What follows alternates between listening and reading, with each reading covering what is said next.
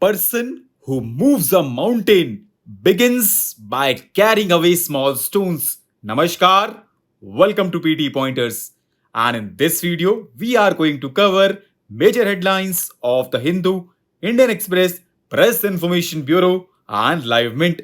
So, without wasting any time, let's start today's discussion. And our first headline is related to Armed Forces Special Powers Act. And ये news में भी इसलिए है क्योंकि recently Manipur government extended the imposition of the arm forces special powers act in hill districts for 6 months.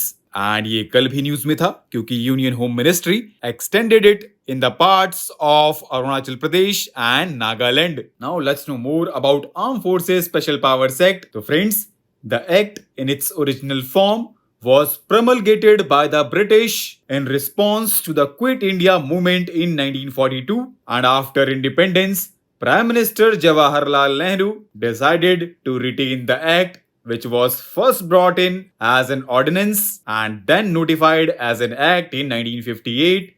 It grants extraordinary powers and immunity to the armed forces to bring back order in the disturbed areas. Now, what is disturbed area? So friends, it is one which is declared by notification under Section 3 of the Armed Forces Special Powers Act, and an area can be disturbed due to difference or disputes between members of different religions, racial, language or regional groups, or caste or communities, and central government or governor of state or administrator of the union territory can declare the whole or part of the state or union territory as disturbed area, and a suitable notification would have to be made in the official gazette. Our next headline is related to Sarna code, and ये news में भी इसलिए है क्योंकि recently Jharkhand chief minister wrote a letter to Prime Minister of India seeking recognition of Sarna religious code for tribals.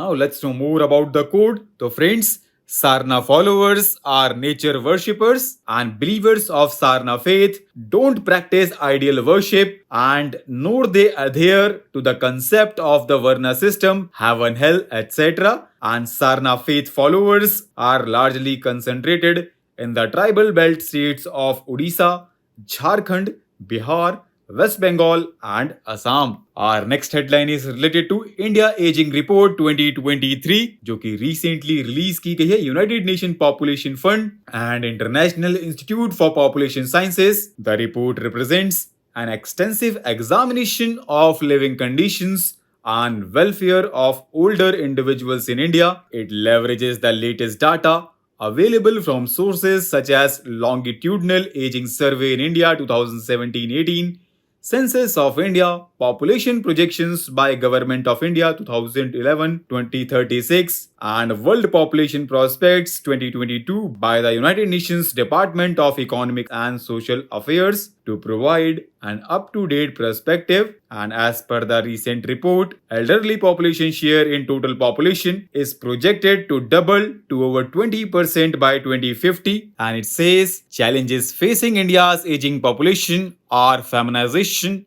and ruralization of older population, and policies must be framed accordingly. And it is also highlighted that women on an average have higher life expectancy at the age of 60 and 80 when compared with the man. Now recently new Lancet report on gender inequity in cancer care highlighted that around 63% premature deaths due to cancers in Indian women could have been prevented by reducing risk factors, screening, diagnosis, while 37% could have been averted with timely and optimal treatment. The report showed that around 6.9 million cancer deaths among women in India were preventable and 4.03 million were treatable. The report highlighted that men are at higher risk of cancers that affect both genders, but cancer incidence and mortality in women remains high,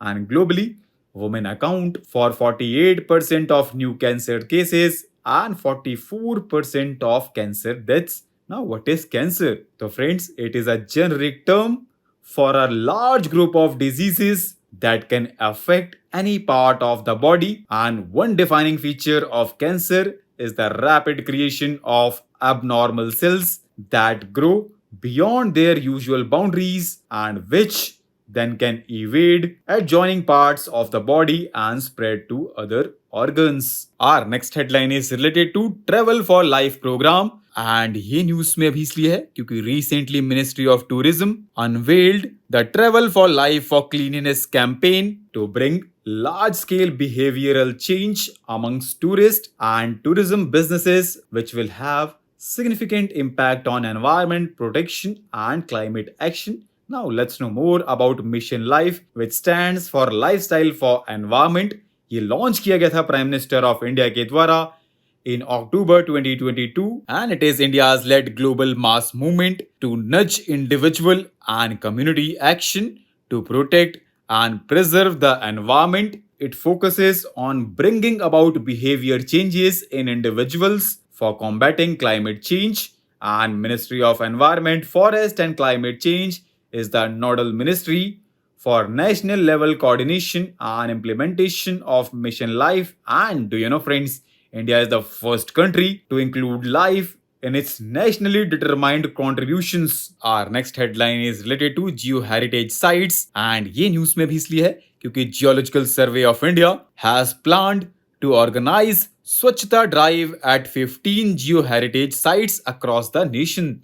Now let's know more about Geo-heritage sites. So friends, geodiversity is the variety of rocks, fossils, minerals, and natural processes that shape our landscapes, while geoheritage refers to sites that offer insights into the evolution of the earth and can be used for research, reference, and awareness. And Geological Survey of India declares geoheritage sites for protection and maintenance, and till date, Geological Survey of India has identified a total 92 such geoheritage sites, and some of these are also recognized as UNESCO World Heritage Sites. And do you know, friends, Geological Survey of India established हुआ था 1851 में primarily to find coal deposits for the railways, and it works under the Ministry of Mines. Our next headline is related to H-1B visa program, which is a non-immigrant visa that allows US companies to employ foreign workers in specialty occupations that require theoretical or technical expertise. Our next and last headline is related to Bhagat Singh,